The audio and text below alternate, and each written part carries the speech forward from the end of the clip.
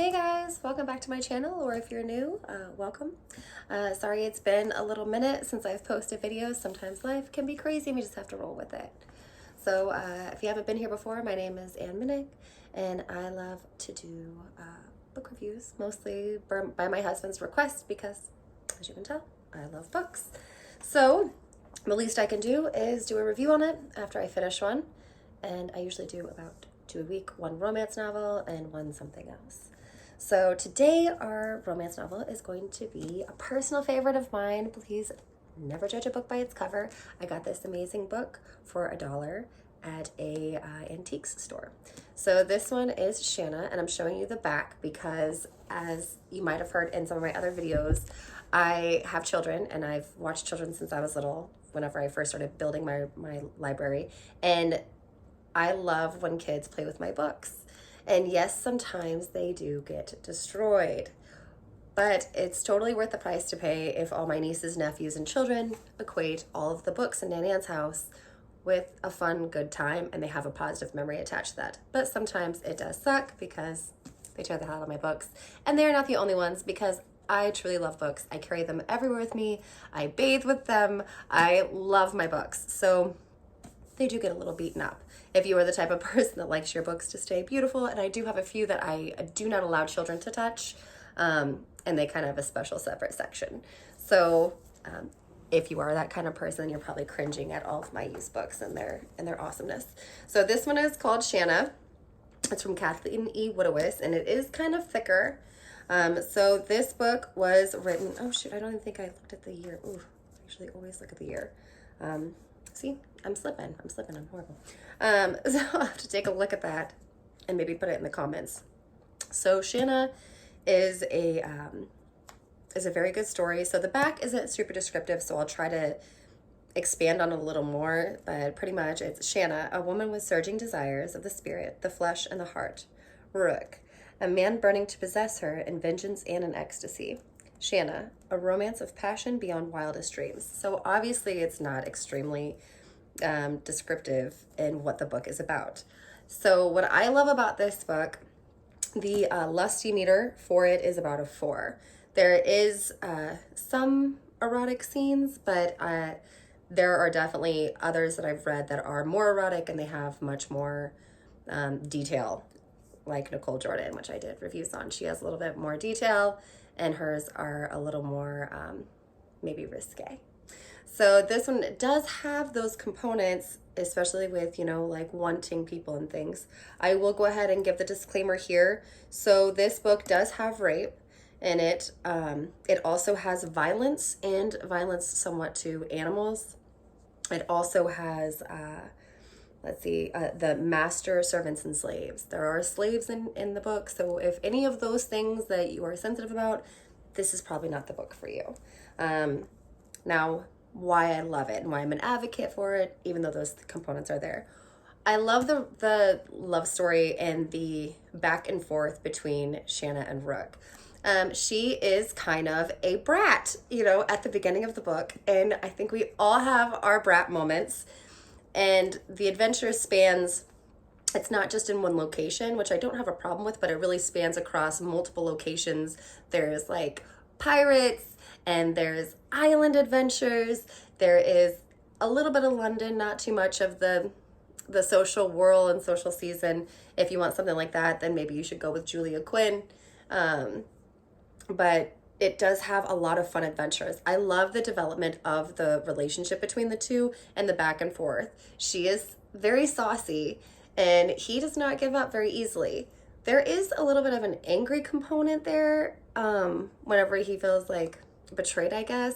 So there are some moments I think that there's like, I don't imagine most people read romance novels and their feminism floors. I feel like I'm a huge feminist, but I put my books and I enjoy them for the place and time that they're at and the fiction that they are. So I don't get too high in my like my feminine doesn't bear doesn't growl whenever I read them, because I look at it as a story to enjoy, and it's fake and I like it. But there is a little bit of man. I think I've called it man-manning before, where like he knows best, so But I love the love in it. It's very adorable, and their slow relationship build is very fun, and it's like I said, it's very enjoyable. It's a really is an adventure.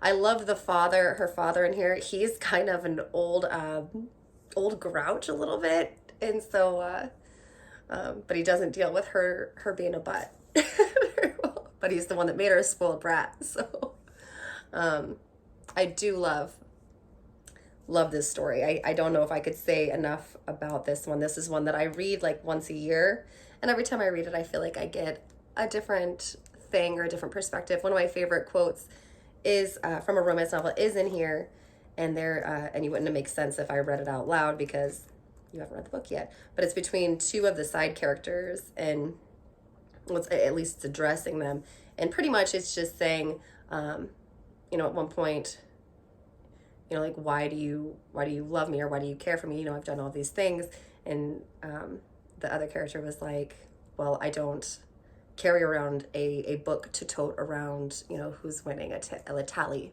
so to speak. And I just loved that sometimes relationships are hard, and that they're not tallying, that it's a growth thing. So if you're into adventure, with a little bit of eroticism, and there's some mystery component. Like I said, there was violence.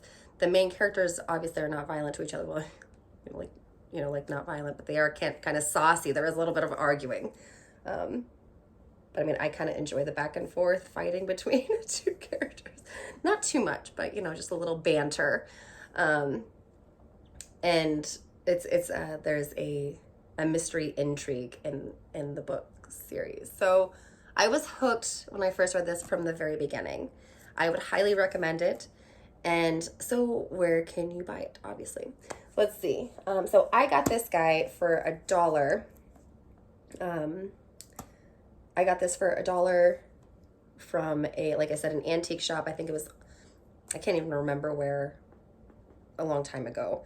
And like I said, you can, like, it's got like bites off. Always pay your author.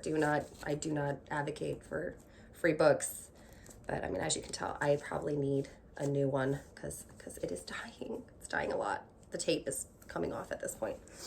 But so I got it for $1. You can get it on Thrift Books. So if you haven't heard of Thrift Books, it's wonderful. No, I'm not supported or endorsed by them by any way. I just love them, and I'm probably like their main customer at this point. But you can earn points to get free books. So, and if you have purchases over $10 in the United States, the shipping is free. So to me, that's an excuse to get more books because, I mean, obviously I want to get free shipping. And so a lot of these books, if you see any of my books, I have one right here with this little tag. That's where I got it from Thrift Books, and they mail them to you. It's Thrift Books. You can do it online, or they have an app. And like I said, as you build up points, you can get free books. Like I have Bae Johnson, which I'll be reading soon, and she's from Thrift Books too. I got the first book in the Dresden Files for free. I got A Brave New World for free. So there's a ton of perks. You can totally get books. But so you can get this guy for $4.69. I saw it as low as $3.99 on Thrift Books.